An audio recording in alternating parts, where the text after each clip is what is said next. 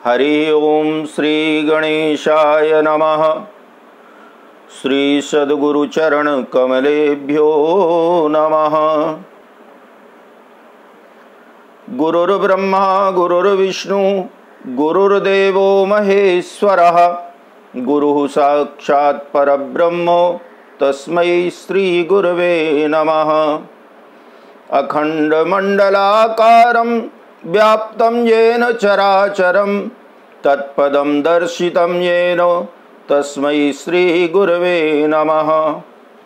वसुदेवसुतं देवं कंसचाणूरमर्दनं देवकी परमानन्दं कृष्णं वन्दे जगद्गुरुं।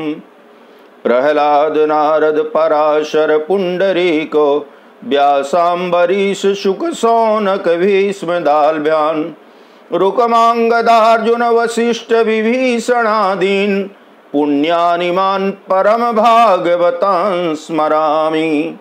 बोलिए श्री लक्ष्मी नारायण भगवान की जय। आज हम लोग 18 पुराणों की इस श्रृंखला में आगे बढ़ते हैं। पिछले भाग में आप लोगों ने श्रवण किया 18 पुराणों में से 2 पुराणों की विषय सूची, ब्रह्म पुराण और पद्म पुराण की। आज तीसरा पुराण विष्णु पुराण। विष्णु पुराण में सभी शास्त्रों के सिद्धांतों का संग्रह वेदव्यास जी ने किया है। विष्णु पुराण ऐसा है जिसमें 18 पुराण और 6 शास्त्रों का सब कुछ निचोड़ और सारे व्याख्यान आख्यान कथाएं विष्णु पुराण में। इसमें वेदव्यास जी ने 12 कल्प का वृत्तांत वर्णन किया है। 12 कल्प का मतलब 12 भगवान ने अवतार धारण करके प्रलय काल के बाद और जब पृथ्वी को जल के ऊपर स्थापित किया उसके बाद की जितनी सृष्टि की कथाएं हैं उन सारी कथाओं का वर्णन वेदव्यास जी ने इस विष्णु पुराण में किया है। विष्णु पुराण में 23,000 श्लोक हैं, 23,000 श्लोक हैं विष्णु पुराण में। पहला भाग है पूर्व भाग। विष्णु पुराण का जो पूर्व भाग है, पूर्व भाग में देवताओं की उत्पत्ति, कैसे देवता उत्पन्न हुए, उसके बाद देवताओं और दैत्यों के बीच जो हमेशा वैमनस्य होता था राज्य को लेकर के, स्वर्ग के राज्य को लेकर के, उसके निवारण के लिए भगवान की लीला ऐसी हुई कि समुद्र का मंथन हुआ। समुद्र मंथन इसीलिए हुआ था कि देवताओं और दैत्यों का जो रोज का झगड़ा है, रोज की लड़ाई है, वो खत्म हो जाए। और इसका एक भाव ये भी समझिए कि हमारे मन में भी संसार की इन भावनाओं को लेकर के दिन भर लड़ाइयां चलती रहती। भगवान की ये जो माया है, इस माया का प्रभाव इस प्रकार है कि हमारे अंदर के जो बुरे विकार हैं, क्रोधादिक हैं, काम क्रोध लोभ मोह मद मत्सर, ये विकार, ये एक तरह से विकार ही तो दैत्य हैं। और हमारे अंदर के जो पवित्र विचार हैं वो पवित्र विचार देवता है। अब आप ये सोचिए कि दिन रात कैसे पवित्र विचार और अपवित्र विचारों के बीच में हम लड़ते रहते हैं।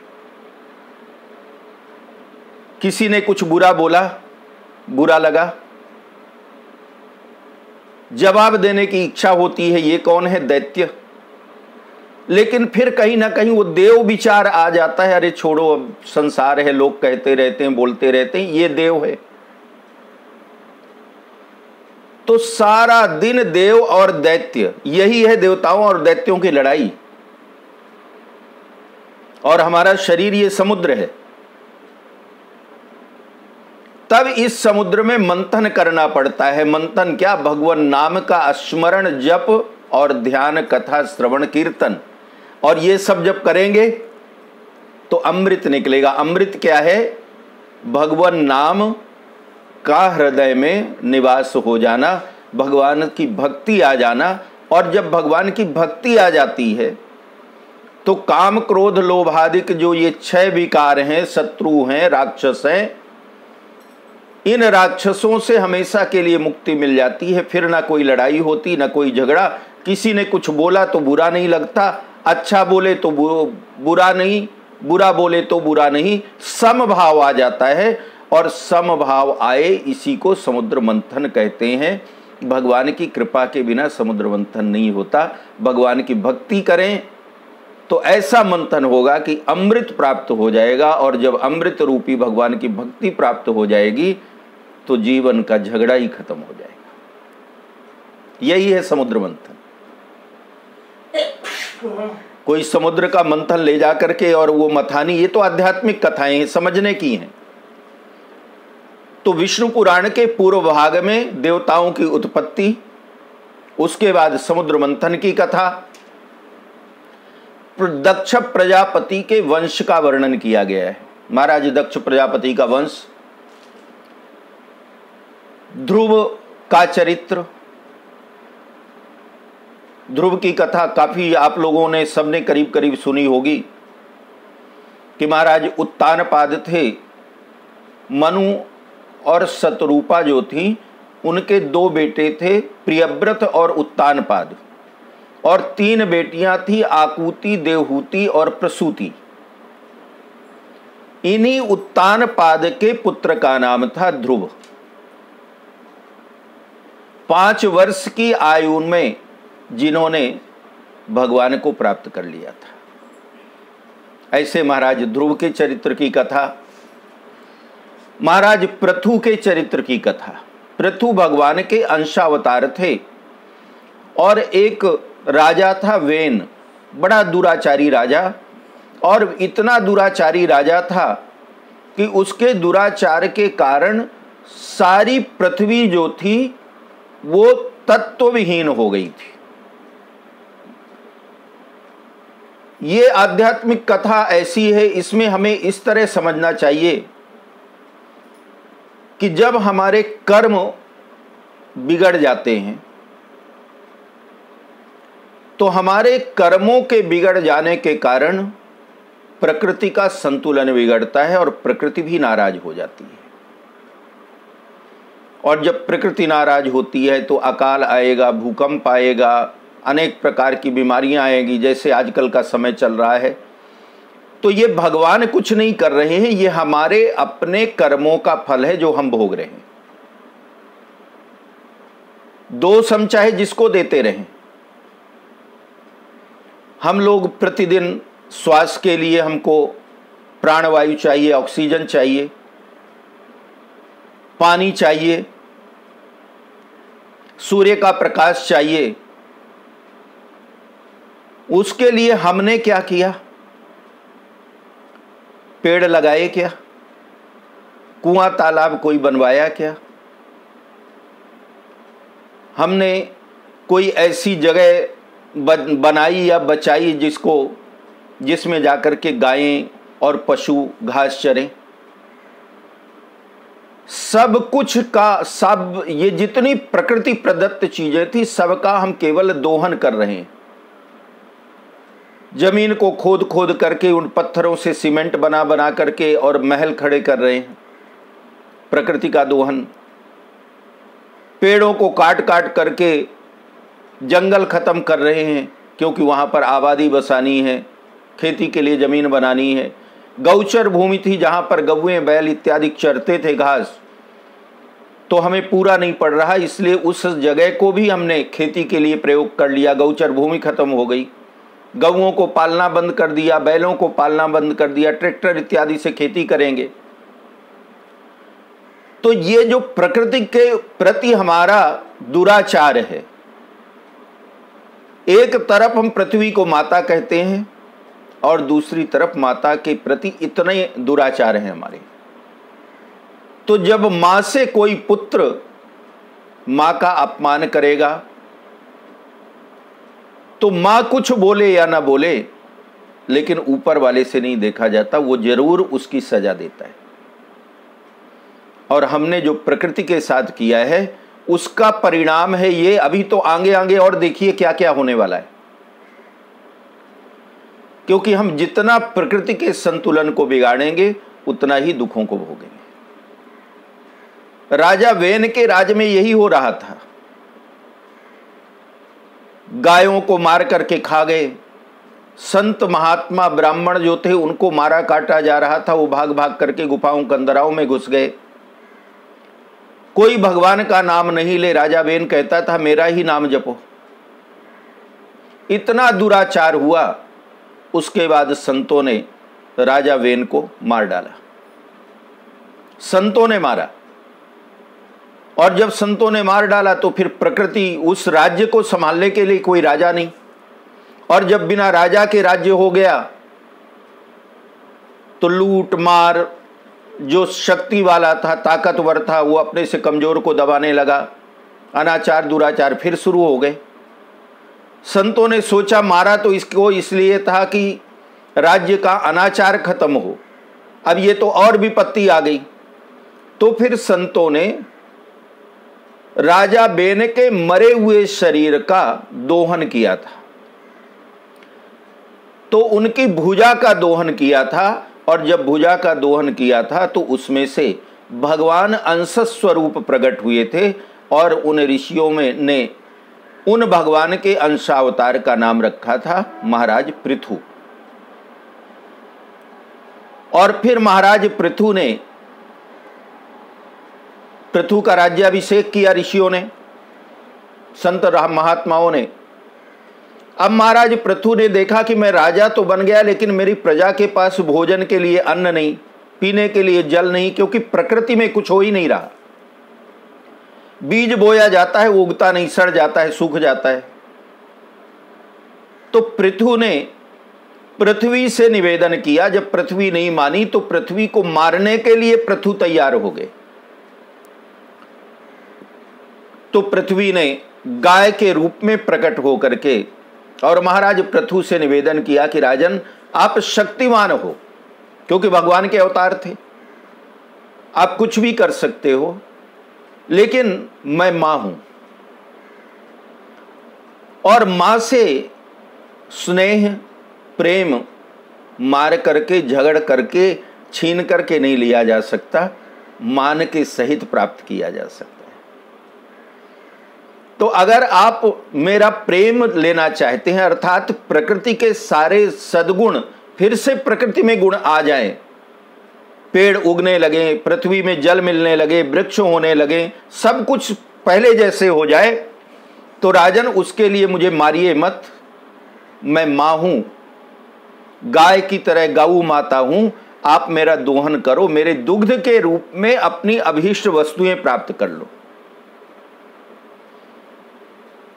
स्नेहमयी गौ माता ने, पृथ्वी माता ने फिर जब ये वचन दिया तो महाराज पृथु और देवता राक्षस सब बछड़ा बन बन करके और गाय से प्रकृति की वो सारी चीजों का दोहन करते हैं, और पृथ्वी फिर से सस्य श्यामला हो जाती है, उसी तरह सुंदर हरी भरी हो जाती है। तो ये महाराज पृथु का चरित्र हम लोग विष्णु पुराण के प्रथम भाग में श्रवण करेंगे। श्रवण क्या करेंगे, काफी कुछ तो मैं सुनाता जा रहा हूं बीच बीच में ही। इसके बाद प्रहलाद जी की कथा आएगी, हिरण्यकश्यपु और हिरण्याक्ष की कथा, और उसी क्रम में हिरण्यकश्यपु के पुत्र प्रहलाद जी की कथा, और ब्रह्मा जी के द्वारा देवता मनुष्य आदि वर्गों के प्रधान व्यक्तियों को अलग अलग राज्य के अधिकार दिए जाने का वर्णन, पृथ्वी, पाताल और नरक लोक, इनका वर्णन।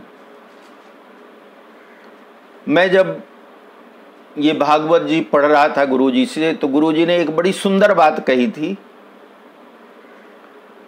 कि जब कथा सुनाओ तो नरक की कथा क्यों सुनना है, कोई जरूरत नहीं है, क्योंकि जिसने भगवान के चरित्रों की ये कथा श्रवण कर ली, अपने आप में भी विश्वास रखो कि हमने भगवान के इस सुंदर नामामृत का पान कर लिया, इस कथा को श्रवण कर लिया है, तो जो कथा को श्रवण कर लेता है उसको नरक जाना ही नहीं पड़ता। तो जहां कभी जाना नहीं उसका एड्रेस पता या जानकारी लेकर के क्या करना है? हमको तो जाना ही नहीं नरक में, तो नरक के बारे में क्यों जानना? तो नरकों का भी वर्णन आएगा इसमें। महाराज भरत का चरित्र आएगा। भरत, जड़ भरत, निदाघ और रिभु का संवाद है। 14 मनवंतरों का वर्णन है। 14 मनु होते हैं, उन 14 मनवंतरों का वर्णन। महाराज वेदव्यास जिन्होंने 18 पुराणों की रचना की, उन वेदव्यास जी के अवतार की कथा। नरकों से कैसे मुक्ति पाई जाए, नरक से कैसे उद्धार हो, नरक से उद्धार होने का सरल मार्ग क्या है, उपाय क्या है, ये भी इस पूर्व भाग में सुनाया जाएगा। महाराज सगर और वो संवाद,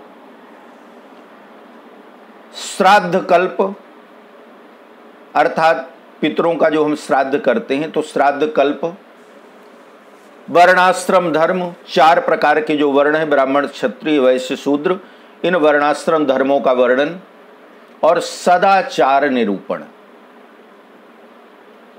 सदाचार, दुराचार, अनाचार, कई आचार होते हैं। आचार मतलब होता है कर्म।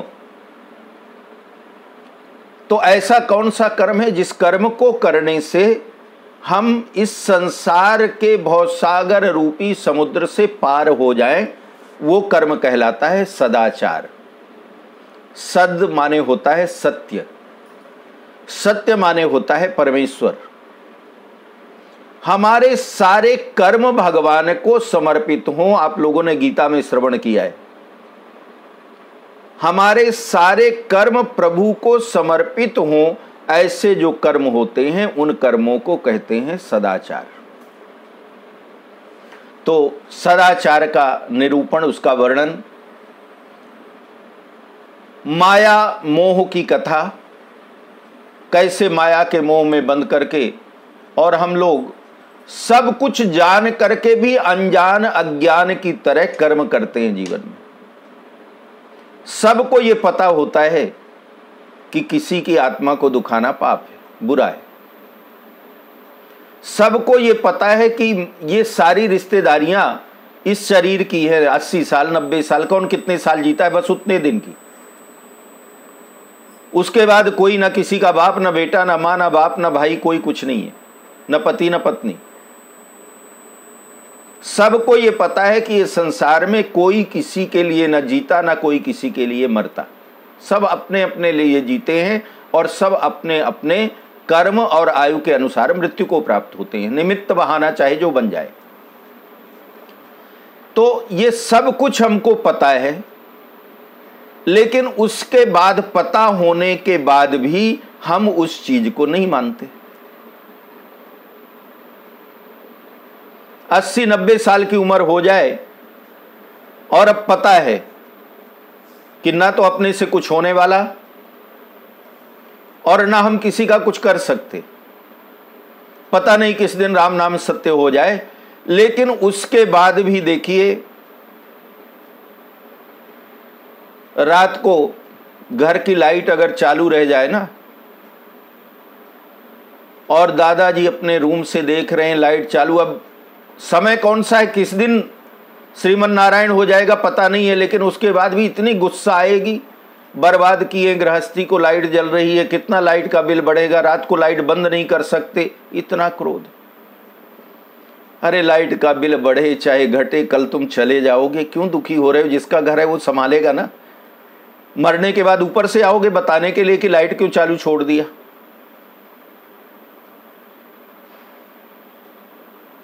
लेकिन उसके बाद भी हमारी प्रवृत्ति ऐसी है कि जान करके भी नहीं मानते। इसी को कहते हैं माया मोह।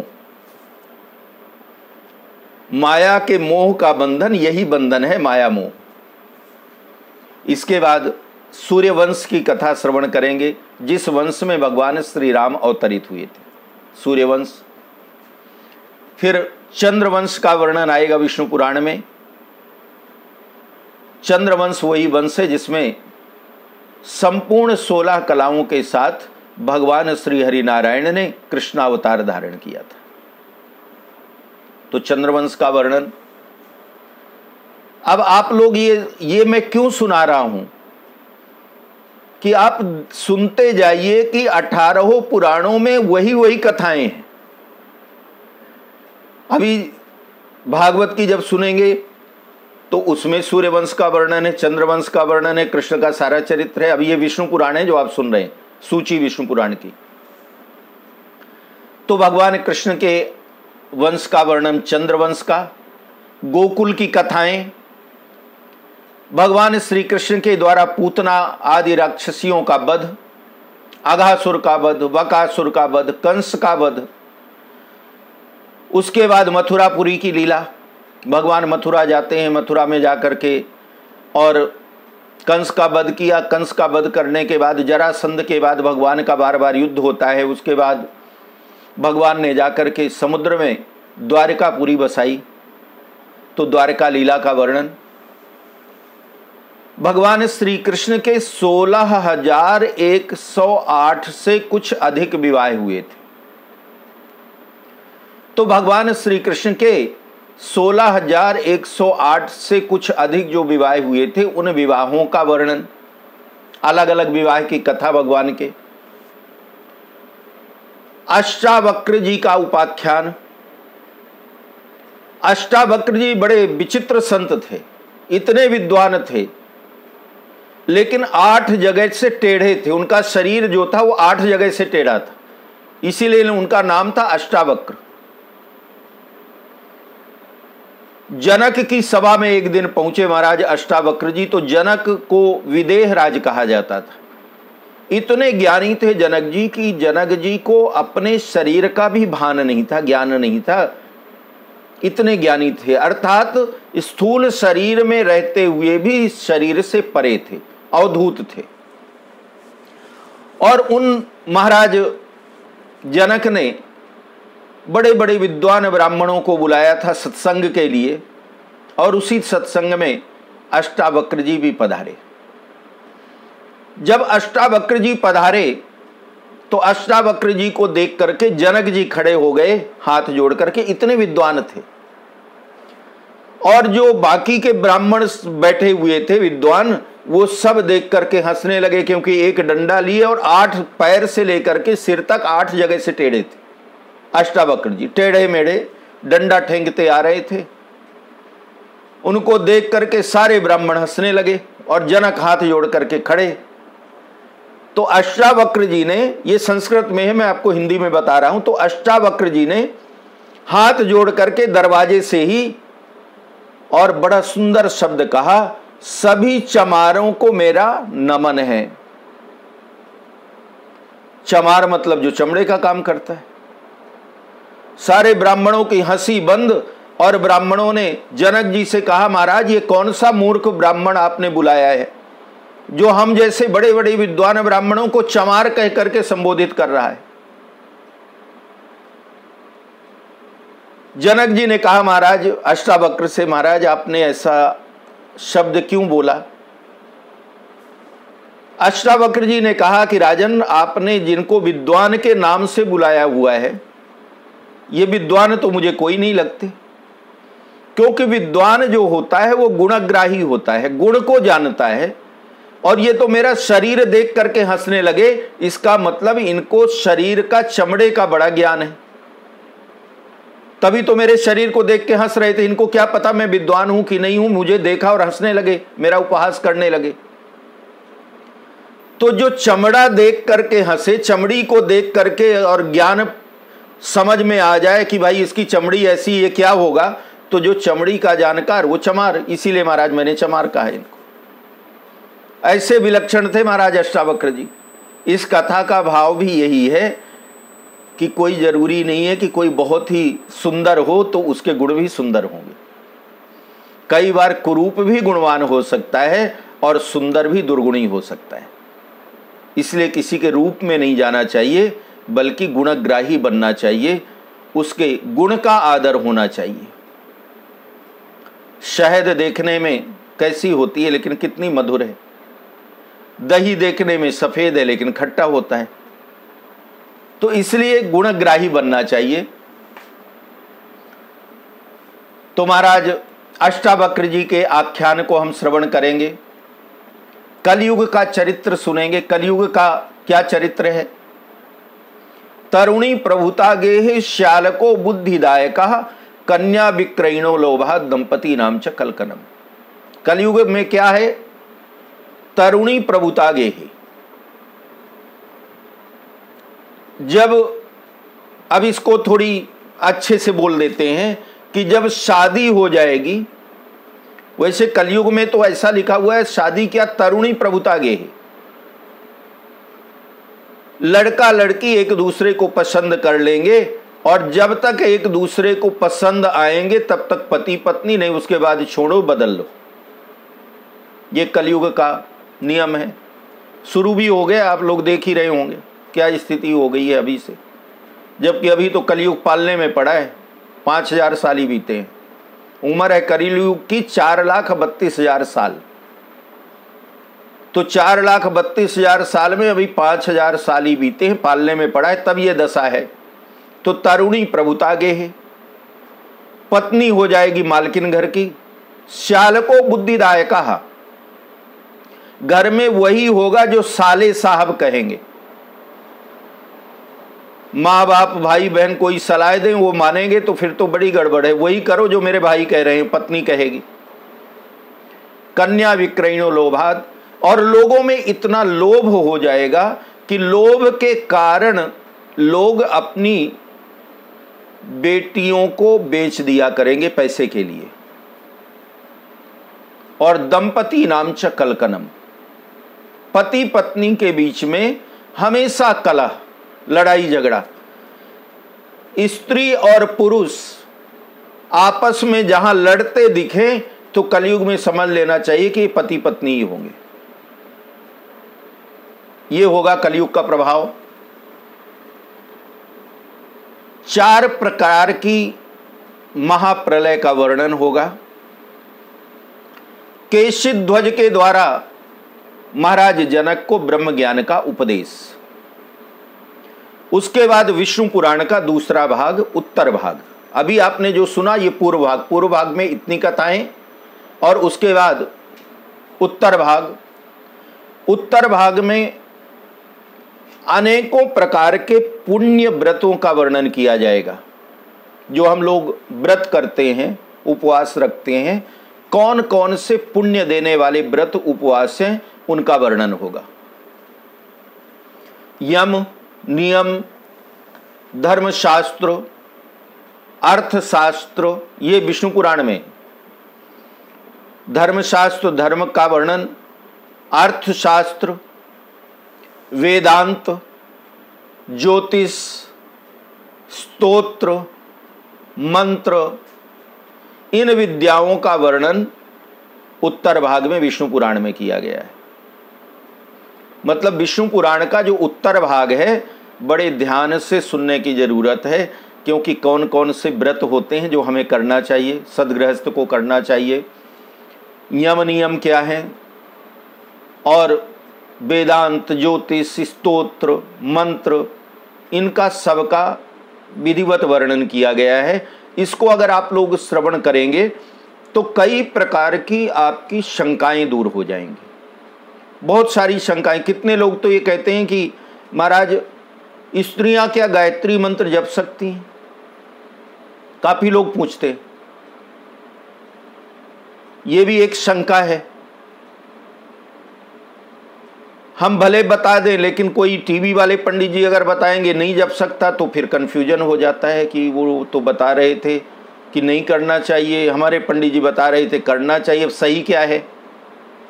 तो इसलिए विष्णु पुराण के उत्तर भाग में श्रवण कर लीजिएगा, सब कुछ सुनने को मिलेगा, समझ में आ जाएगा, शंका नहीं रह जाएगी। और 12 कल्प के वृत्तांत का वर्णन होगा।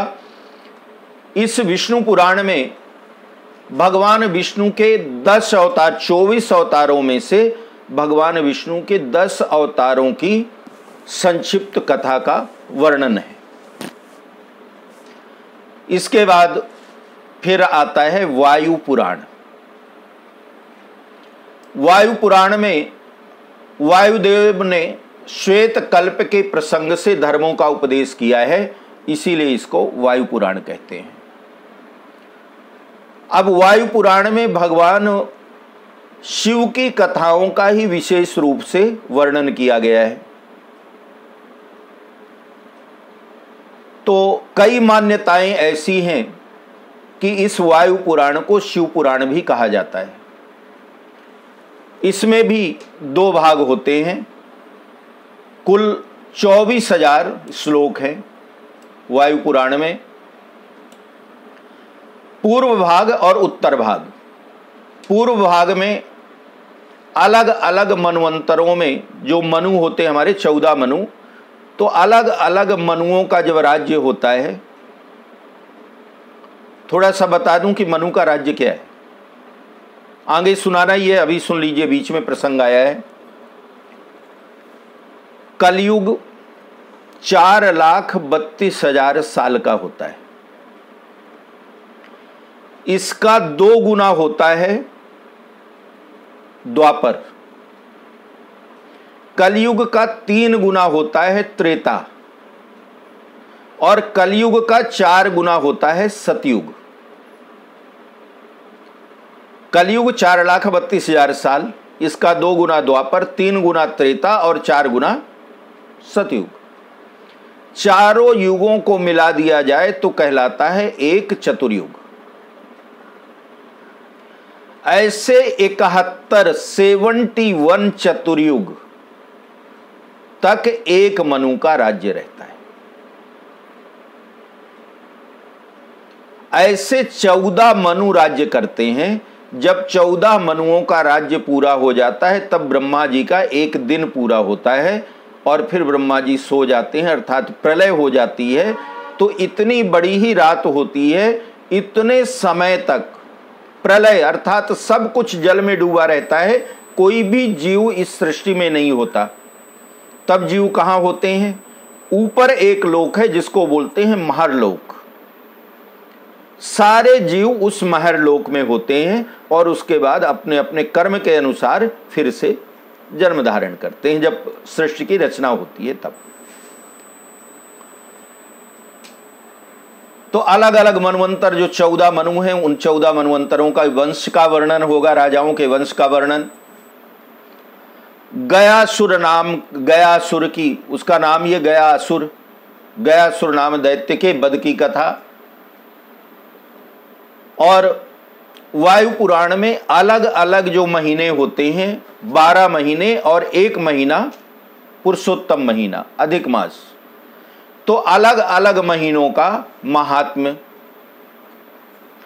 दान धर्म, बड़ा सुंदर शब्द है दान धर्म,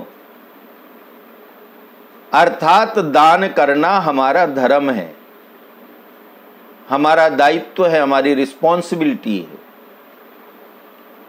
कोई हम मेहरबानी नहीं कर रहे, दान करते हैं, किसी को कुछ देते हैं, गरीब की सेवा करते हैं, तो कभी भी अहंकार मत लाइए कि हम इसके ऊपर मेहरबानी कर रहे हैं।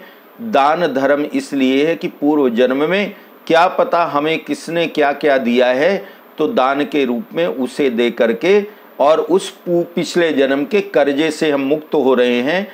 तो कर्जा देना धर्म होता है, मेहरबानी नहीं होती। इसलिए जब भी दान करिए तो मन में अहंकार नहीं लाइए, मैंने उसको ये दे दिया।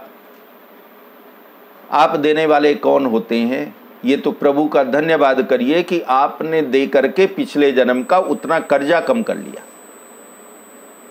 इसी को कहते हैं दान धर्म। दान को धर्म मान करके करिए। और धर्म मैंने बताया था पहले दिन कि धर्म का मतलब क्या होता है। किसी भी जीव मात्र को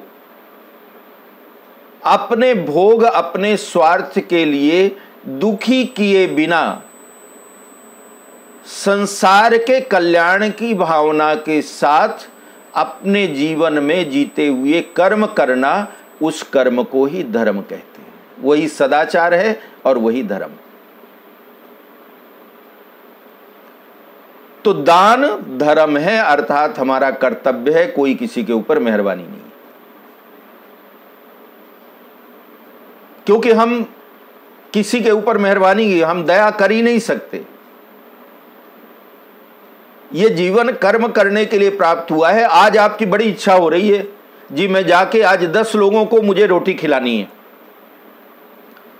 रात भर आपको जब जब नींद से जगे, नींद खुली, तब तब याद आया मुझे तो सुबह जाकर के 10 लोगों को रोटी खिलानी है। ठीक है जी, ये आपका संकल्प। और सुबह उठे, पता चला बुखार 103 डिग्री। अब आप बताइए क्या करोगे? वो 103 डिग्री में जाओगे रोटी खिलाने गरीब को? नहीं जाओगे। तो आपने तो सोचा रात भर, लेकिन हुआ नहीं, क्योंकि प्रभु कृपा नहीं थी। तो जब तक प्रभु कृपा नहीं होगी कुछ नहीं होने वाला। इसलिए सत्य संकल्प करिए, और जब सत्य संकल्प करेंगे बिना अहंकार के, तो बिना अहंकार के सत्य संकल्प जो होगा उसमें हमेशा प्रभु साथ देते हैं। हर एक माँ बाप ये चाहता है कि मेरा बेटा ऐसे कर्म करे कि जिससे उसके ऊपर किसी प्रकार का कोई पाप नहीं आए, कोई उसका विरोध नहीं करे, कोई उसकी बुराई नहीं करे। तो वो परमेश्वर भी तो हमारा पिता है, वो भी यही चाहता है कि मेरा बेटा ऐसे कर्म करे जिससे जगत में कल्याण हो, जगत का और उसका भी। तो अगर सद्विचार आएंगे सत्कर्म करने के, तो प्रभु साथ देंगे। लेकिन अगर अहंकार साथ में रहेगा तो फिर प्रभु कहते हैं कि बेटा अपना संभाल लें। इसलिए दान धर्म इसको कहा जाता है। मैंने इसलिए थोड़ा विस्तार किया कि हम आपकी समझ में आ जाए कि हम किसी को कुछ देने लायक नहीं हैं।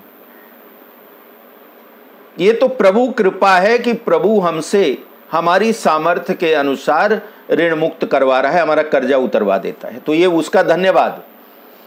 अगर किसी को दान हमने दिया तो दान देने के बाद उस लेने वाले का धन्यवाद करिए कि भाई आपने ये मेरे से लेकर के और मेरे ऊपर बड़ी कृपा की, मेरे संकल्प को पूरा कर दिया, मेरी इच्छा को पूरा कर दिया, मेरे दान को स्वीकार करके। और बहुत सारे लोग आपको ऐसे मिलेंगे। मैं ऋषिकेश गया था भागवत कथा करने, तो वहां एक संत जी आया करते थे, 1 घंटा रोज कथा करने, प्रवचन करते थे 1 घंटे रोज। तो कहीं जंगल में वहीं रहते थे और गीता भवन में आए, 1 घंटे कथा करें और चले जाएं। तो उन्होंने एक धोती में देखता था, वो किनारी धोती की, वही धोती पहन करके, वो भी 2-3 छेद उसमें दिखाई दे रहे थे, और वैसे ही उनका दुपट्टा, तो रोज वही पहन करके आते थे। तो मैं रोज देखूं उनको, मैं भी सुनने जाता था उनका प्रवचन, क्योंकि बहुत अच्छे संत थे, बड़ा सुंदर बोलते थे। तो एक दिन मैंने क्या किया कि एक धोती, दुपट्टा और बनियान लाया, एक तौलिया, ये सब लेकर के मैंने पहले से रखा था। जब वो कथा प्रवचन करके गए, पीछे पीछे मैं गया, जब गीता भवन के बाहर पहुँचे तो मैंने ऐसे हाथ जोड़ा, मैं बोला महाराज जी ये वस्त्र लाया हूँ आपके लिए, इसको स्वीकार कर लीजिए। वो भी मुझे जानते थे, मैं यहाँ कथा करता हूँ, कभी कभी आया करते थे वो भी। तो मेरे ऐसे सिर में हाथ रखा उन्होंने और बोलते हैं पंडित जी आप तो विद्वान हो, अभी ये जो मैंने पहना है ये मेरा कम से कम 6 महीने चलेगा, अब आप ये दे दोगे, इसको रखूंगा कहाँ, ये संभालने की एक और मुसीबत आप डाल दोगे। तो आप ऐसा कृपा करिए मेरे ऊपर, किसी और गरीब को दे दीजिएगा, मैं ये वस्त्र नहीं लूंगा। मैंने उनसे इतना निवेदन, मैंने कहा महाराज ये जो पहना है आपने तो इसको त्याग दीजिए, ये वाले नए पहन लीजिएगा। नहीं मैं नहीं लूंगा, और उन्होंने नहीं लिया, नहीं लिया उन्होंने, मैं वापस ले आया। अब आप सोचिए, मेरी इच्छा थी दान करने की, फिर भी उन्होंने नहीं लिया।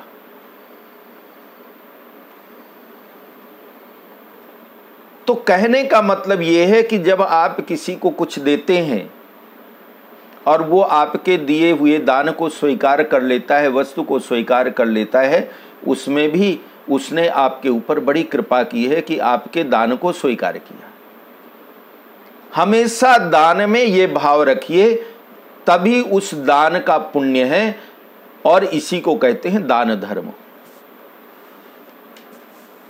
राजधर्म का भी वर्णन किया गया है।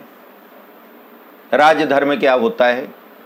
पृथ्वी, आकाश, पाताल में विचरण करने वाले जो जीव हैं, उन जीवों का भी वर्णन वायु पुराण के पूर्व भाग में किया गया है। उत्तर भाग में भगवान शिव का चरित्र, शिव की कथाएं, उसको कहते हैं शिव संहिता। तो शिव संहिता का वर्णन उत्तर भाग में है। नर्मदा जी का महात्म्य और नर्मदा जी के जो जो तीर्थ स्थान हैं, उन तीर्थों का विस्तार से वर्णन वायु पुराण के उत्तर भाग में है। भगवान शिव का चरित्र और भगवान शिव की लीलाएं ये उत्तर भाग में, अर्थात पूरा का पूरा शिव पुराण। वायु पुराण में 12 ज्योतिर्लिंगों के नाम और उनकी संक्षिप्त कथा, ये भी वायु पुराण में वर्णित की गई है। उसके बाद अगला पुराण है भागवत महापुराण, श्रीमद् भागवत पुराण। भागवत पुराण 12 स्कंदों से युक्त है। स्कंद माने होता है डालियां, 12 डालियां, और इस भागवत जी में 18,000 श्लोक हैं। और भागवत में विश्वरूप भगवान का ही प्रतिपादन किया गया है, विश्वरूप भगवान का वर्णन है। अब इसकी भी विषय सूची श्रवण कर लीजिए भागवत जी की। प्रथम स्कंद, वेदव्यास जी तथा पांडवों का चरित्र और परीक्षित के जन्म की कथा। दूसरे स्कंद में राजा परीक्षित और शुकदेव जी का संवाद, ब्रह्मा जी का और नारद जी का संवाद, पुराण का लक्षण। फिर तीसरा स्कंद, तृतीय स्कंद में विदुर जी का चरित्र, मैत्रेय और विदुर का संवाद। विदुर जी की मुलाकात मैत्रेय से होती है हरिद्वार में। और महर्षि कपिल का सांख्य शास्त्र का उपदेश। अभी मैंने आपको बताया था ना, मनु और शतरूपा, उनकी 3 बेटियां, आकुति, देवहूति और प्रसूति। इन्हीं की परंपरा में महर्षि कपिल जी का अवतार हुआ था। और कपिल ने माता देवहूति के लिए सांख्य शास्त्र का उपदेश किया था। तो इस सांख्य शास्त्र के उपदेश का वर्णन तीसरे स्कंद में। चौथे स्कंद में सती का चरित्र, कैसे सती भगवान शिव के अपमान के कारण अपने पिता महाराज दक्ष के यज्ञ स्थल में ही अपने प्राणों का परित्याग कर देती है। ध्रुव का चरित्र चतुर्थ स्कंद में भागवत जी में, राजा पृथु की कथा और राजा प्राचीन वरिहि की कथा, ये चतुर्थ स्कंद में। पंचम स्कंद में राजा प्रियव्रत और उनके पुत्रों का चरित्र। ये प्रियव्रत कौन? वही मनु और शतरूपा के 2 बेटे और 3 बेटियां, आकुति, देवहूति, प्रसूति, उत्तानपाद और प्रियव्रत। तो महाराज प्रियव्रत का चरित्र, उनके पुत्रों का वर्णन, ब्रह्मांड के विभिन्न लोकों का वर्णन और नरकों का वर्णन। तो नरकों का वर्णन तो हमें सुनना नहीं है, क्योंकि हम कोई नरक में जाने वाले नहीं। इतना विश्वास अपने लोगों को तो हो जाएगा ना। अब सोचिए, इतने दिनों से सत्संग कर रहे हैं, कभी दीनानाथ सत्संग सुना रहे हैं, कभी चिन्मय मिशन वाले सुना रहे हैं, तो जब इतना सुनेंगे, कितना बड़ा भी दाग लगा हो, अगर रोज साबुन लगा लगा के रगड़ोगे तो वो दाग छूटेगा ही छूटेगा, साफ हो ही जाएगा। तो हमें नरक का क्यों सुनना, क्योंकि वहां जाना ही नहीं। जहां जाना नहीं उसका एड्रेस पता क्यों ढूंढना है, छोड़ो उसको। नरक का नाम कैंसिल, डिलिस्ट, नरक का नाम नहीं सुनना। छठे स्कंद में देखिए, ये मैं क्यों कह रहा हूं, विश्वास रखिए ना भगवान के प्रति। हमने भगवान का नाम श्रवण किया है, और जो भाय कुभाव अनख आलसहू नाम जपत मंगल दिशि दसहू, बिना भाव के, भाव के सहित तो बड़ा अच्छा है, लेकिन बिना भाव के। अनख, अनख का मतलब होता है, पत्नी ने बोला चलो जी आज मंदिर चलना है दर्शन करने, मत्था टेकने। पति ने बोला नहीं नहीं जाऊंगा, आज नहीं है टाइम। नहीं जी 5 मिनट लगेगा, पीछे पड़ गई, परेशान होके, चल छोड़ेगी नहीं पीछा, तू चल, चलता हूं। इसी को कहते हैं अनख। बिना मन के, अब घर में पत्नी प्रेम से चैन से रहने नहीं देगी तो चलो मंदिर। तो भगवान कहते हैं अनख। तुलसीदास जी लिखते हैं रामायण में कि भाव से या बिना भाव से या अनख से। और आलसहू, सुबह सो के उठे, जमाई आ रही है, जय श्री राम जय श्री कृष्णा, मुंह से निकल आता है भगवान का नाम, ये आलस का नाम है, ये नाम भी। तो भगवान का नाम चाहे जैसे निकलेगा, जैसे भी बोलोगे, वो भला ही करेगा। विष को चाहे प्रेम से कोई खाए, चाहे जबरदस्ती खाए, विष अपना काम करेगा।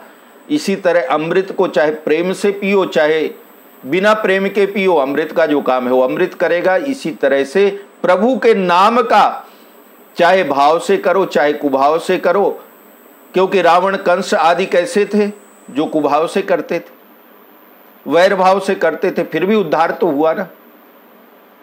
ठीक है, तरीका उद्धार का अलग था, लेकिन उद्धार हुआ। तो भगवान का नाम हमेशा उद्धार करता ही है, इसमें कोई संशय नहीं है। छठे स्कंद में हम श्रवण करेंगे अजामिल का चरित्र। अजामिल कौन थे? ब्राह्मण, और बड़े पढ़े लिखे विद्वान ब्राह्मण, लेकिन इतने विद्वान ब्राह्मण की भी गति बिगड़ गई अजामिल की कर्म के कारण। तो कहते हैं कि अपने जीवन में संगति अच्छी रखिए, क्योंकि अगर संगत बिगड़ेगी तो फिर कर्म बिगड़ने में देर नहीं लगता।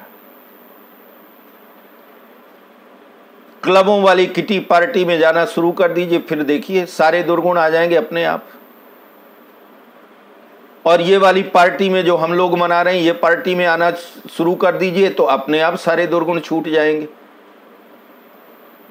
क्योंकि सुन सुन करके इतना भर जाएगा कि दुर्गुणों की जगह, क्योंकि देखिए जगह तो उतनी ही है, अब उसमें जो मर्जी आए भर लो। तो आपने सद्विचार भर लिए, क्योंकि जगह तो उतनी ही है। तो एक तरफ से सद्विचार भरते जा रहे हो तो दुर्विचार जो है, दुर्गुण जो है वो निकलते जा रहे हैं। अगर उनमें दुर्गुण भरना शुरू कर दिया तो जो सद्विचार हैं वो निकल जाएंगे। तो हम लोग तो यहां सद्विचार भरते जा रहे हैं, अपने आप दुर्गुण खत्म हो जाएंगे, क्योंकि जगह तो उतना है। तो इस स्टोर को ऐसे फुल कर रहे हैं सद्गुणों से कि दुर्गुण बचेंगे ही नहीं, पास में ही नहीं आएंगे। तो अजामिल ब्राह्मण जो थे, संगति के कारण, संगत के कारण विद्वान ब्राह्मण की भी गति बिगड़ गई।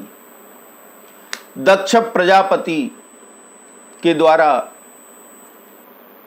सृष्टि का निरूपण, दक्ष प्रजापति की हुई सृष्टि का निरूपण, वृत्रासुर की कथा और मरुदगणों का जन्म, फिर सप्तम स्कंद में प्रहलाद जी का चरित्र और वर्णाश्रम का निरूपण। हमें कैसे सन्यास, ब्रह्मचर्य, वानप्रस्थ, वर्णाश्रम, गृहस्थाश्रम, इनमें कैसे रहना चाहिए, उसका बड़ा सुंदर 7वें स्कंद में भागवत जी के ये तो आप लोग अपने आप भी पढ़ सकते हैं। सप्तम स्कंद में नारद जी का और युधिष्ठिर जी का बड़ा सुंदर संवाद है। अंतिम अध्याय 5 अध्याय पढ़िए सप्तम स्कंद के, तो उनमें आपको बड़ा सुंदर गृहस्थ में हमें कैसे रहना चाहिए, क्या गृहस्थ के धर्म है, नियम है, उन सब का विस्तार से वर्णन है। तो 7वें स्कंद को भागवत की किताब जैसे सुख सागर हो या हिंदी में भागवत की किताब हो, उसमें 7वें स्कंद के आखिरी के 5 अध्याय जरूर पढ़िएगा। फिर अष्टम स्कंद, अष्टम स्कंद में गजेंद्र मोक्ष की कथा, गजेंद्र मोक्ष की आध्यात्मिक कथा है। और वो कथा हमें ये ज्ञान देती है कि प्रभु इतना दयालु है कि वो पशु पक्षी हाथी के ऊपर भी कृपा कर देता है। तो हम तो इंसान हैं, मनुष्य हैं, हमारे ऊपर भला कृपा क्यों नहीं करेगा, ये विश्वास अपने अंदर होना चाहिए। तो गजेंद्र मोक्ष की कथा, समुद्र मंथन के द्वारा अमृत निकाला जाना, राजा बलि का प्रसंग, दैत्यराज बलि जिसको भगवान ने सुतल लोक फिर भेज दिया, और भगवान के मत्स्यावतार की कथा, वामन चरित्र मत्स्यावतार की कथा। फिर नवम स्कंद, नवम स्कंद में सूर्यवंश और चंद्रवंश का वर्णन, भगवान राम के वंश सूर्य का वर्णन और चंद्रवंश जिसमें भगवान श्री कृष्ण आए उस चंद्रवंश का वर्णन। दसम स्कंद में, भागवत जी के दसम स्कंद में भगवान श्री कृष्ण की बाल लीलाएं, कुमारावस्था और किशोर अवस्था की लीला का वर्णन भगवान के, ब्रज में निवास भगवान का, इसके बाद ब्रज से मथुरा जाना और मथुरा जाकर के फिर द्वारकाधीश बनना, भगवान के अन्यान्य विवाहों का वर्णन। 11वें स्कंद में नारद और वसुदेव जी का संवाद, यदु और दत्तात्रेय का संवाद। यदु और दत्तात्रेय का संवाद कौन सा है? काफी लोगों ने सुना होगा कि 24 गुरु बनाए थे महाराज दत्तात्रेय ने, अवधूत ने, वही 24 गुरुओं का वर्णन। गुरु का मतलब होता है जहां से ज्ञान प्राप्त हो जाए वही हमारा गुरु। दत्तात्रेय जी ने 24 गुरु बनाए थे। तो यदु और दत्तात्रेय जी का संवाद, भगवान श्री कृष्ण को जब यहां से जाना था मृत्युलोक को छोड़ करके अपने गोलोक, तो उनके परम मित्र परम भक्त उद्धव जी ने भगवान से निवेदन किया कि प्रभु मुझे छोड़ करके मत जाइए। तो उद्धव को भगवान ज्ञान प्रदान करते हैं। तो भगवान श्री कृष्ण और उद्धव जी का संवाद, और फिर आपसी कलह से भगवान का जो कुल था यदुकुल, उस यदुकुल का संहार। कितना बड़ा था भगवान का यदुकुल? 16,108 रानियां थी भगवान की, और प्रत्येक रानी के 10-10 पुत्र थे और 10-10 पोते और 10-10 पड़पोते। इतना बड़ा परिवार था भगवान का। लेकिन जैसे बांस के जंगल में आग लग जाए और सब नष्ट हो जाता है, जल करके राख हो जाता है, उसी तरह से पल भर में भगवान कृष्ण का इतना बड़ा कुल एक दूसरे को आपसी कलह में एक दूसरे को मार काट करके खत्म हो गया। 12वें स्कंद में कलयुग के राजाओं का वर्णन, कलयुग में कैसे कैसे राजा होंगे, क्योंकि भगवान कृष्ण के जाने के बाद फिर कलयुग आ गया था। भगवान द्वापर में थे तो भगवान गए और यहां कलयुग आ गया। कलयुग में क्या होता है, कैसा कलयुग होता है? तो कली धर्म का निर्देश किया गया है 12वें स्कंद में। फिर राजा परीक्षित को मोक्ष प्राप्त होता है, तो राजा परीक्षित को भागवत की कथा श्रवण करके मोक्ष प्राप्त हुआ, उस मोक्ष का वर्णन। वेदों की शाखाओं का विभाजन, मार्कंडेय जी की तपस्या। मार्कंडेय ऋषि ने भगवान से वरदान मांगा था, प्रभु आपकी लीला का दर्शन करना है। और ऐसी लीला का दर्शन दिया था भगवान ने कि मार्कंडेय जी तो परेशान हो गए, नेत्र बंद किए बैठे, प्रलय आ गई, डूब गए जल में, मरने लगे, लाखों करोड़ों साल तक पानी में तैर रहे हैं। और उसके बाद जब आंख खोली तो देखा मैं तो अपने आसन में बैठ करके माला जप रहा हूं। मतलब एक पल में भगवान की माया के कारण ऐसी गति। मार्कंडेय जी ने हाथ जोड़ लिया, प्रभु आपकी माया बड़ी विलक्षण।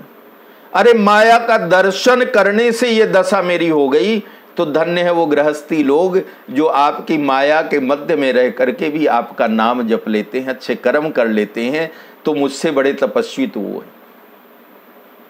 मार्कंडेय जी की तपस्या का वर्णन, सूर्य देव की विभूतियों का वर्णन ये भागवत जी में वर्णित किया गया है।